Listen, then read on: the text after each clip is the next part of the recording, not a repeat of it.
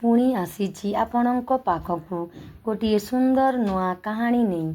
कुनु हाथीर जन्मदिन। बड़ जंगलटीए थिला। से जंगल रे बाघ भालू हाथी आदि अनेक जीवजंतु रहुथिले। हाथी दल रे छुआ हाथीटीए थिला। हाथी माने जंगलर डालपत्र खाई खुशी रे रहुथिले। छुआ हाथीर ना थिला कुनु। कुनु हाथी ता माँ पाखे पाखे सबुदिने बुले। टिकिए एपट सेपट होई गले ता माँ ताकू सुंडरे पाखकू टाणी आणे। कुनु हाथी केतेबेले कान हलई हलई ता माँ पेट तले पशि जाए। पुणी केतेबेले सुंड टेकी लांजकू हलई दौड़े। एमिति बहुत मजा करे। बड़ हाथी माने कुनु हाथी सांगरे खुशी रे खेलती।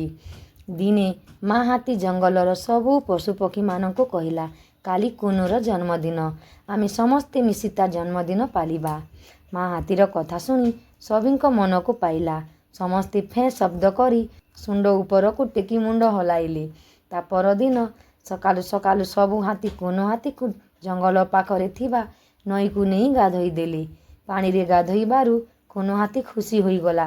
पानी रे सुंड बुड़ाई घुडु घुडु शब्द कला। सबु हाथी कुनु हाथी को गोटिए पत्थर उपरे बसई देले। गुंडुणी हाथीटीए दौड़ी दौड़ी जाई चंदन काठ आनिला। चंदन काठ को सुंडरे धरी पत्थर उपरे सर सर घसीला। चंदन को टिपि टिपि करी कुनु हाथीर कपाल रे लगेई देला। आउ दुईटी हाथी कण कले ना जंगल रे लता डाल आनी बरु पद्म फूल तोली आनिला।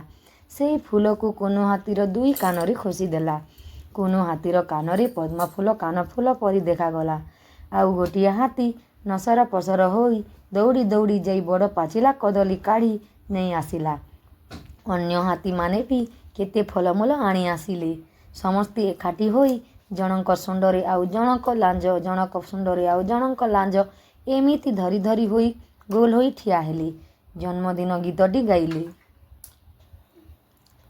शुभ बेला रे तो जन्म आजी, फूल चंदन रे देवी मुसाजी, गाइबी मंगल गीत मनासिबु सुबाशिष, तोरी लागी कुनु हाथी तोरी लागी। गीतटी को गाई गाई जंगल रे थिबा शिव मंदिर को गले।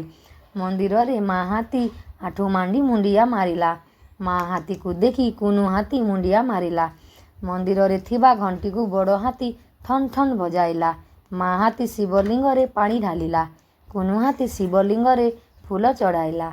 कुनु हाथी भोग आनी मंदिर बाहर थिबा ठेकुआ छुआ मांकड़ छुआ भालू छुआ मानंकु खाइबाकू देला। बड़ हाथी गछटिए आनी कुनु हाथीर सुंडरे देला। कुनु हाथी गछटी को मंदिर पाखरे लगाई देला।